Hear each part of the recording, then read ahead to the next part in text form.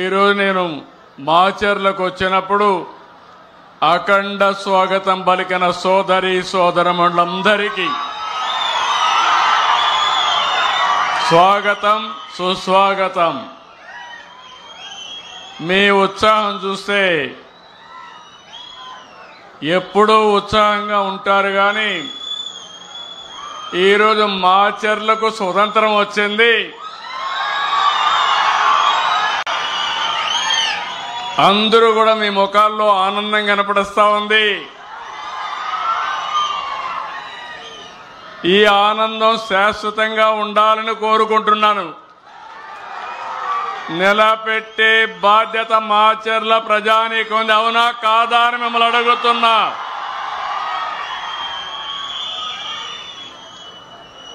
ఎనభై 84 నుంచి చూస్తున్నాను.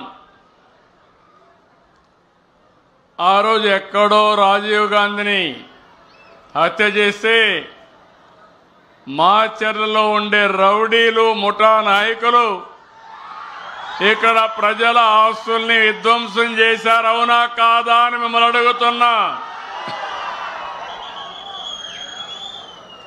ఈ మాచర్లలో ఇటీవల కాలంలో ప్రజాస్వామ్యం లేదు, ఎన్నికలు లేవు. వీళ్ళు ఎట్ట తయారంటే చరిత్రలో కొంతమంది డిక్టేటర్లు ఉంటారు. వారికి ఏ గతి అయిందో ఇక్కడ కూడా మీ ప్రవర్తన మార్చుకోకపోతే మిమ్మల్ని ప్రజాస్వామ్యం క్షమించదని మరొక్కసారి హెచ్చరిస్తున్నా. ఇన్ని సంవత్సరాల అనుభవం ఉండే నేను ఆత్మకూరులో బాధితుల్ని తీసుకురావాలంటే ఇక్కడికి తీసుకురాలేక విజయవాడలో క్యాంపు పెట్టి, గుంటూరులో క్యాంపు పెట్టి, నేను రావాలంటే మా ఇంటికి ఆ రోజు తాళ్లు కట్టి రానీయకుండా చేశారు. ఆ రోజే చెప్పా, నా ఇంటికి తాళ్లు కట్టారు కానీ మీ మెడకు ఉరి తాళ్లు వేసుకున్నారు, జాగ్రత్తగా ఉండమని అప్పుడే చెప్పాను.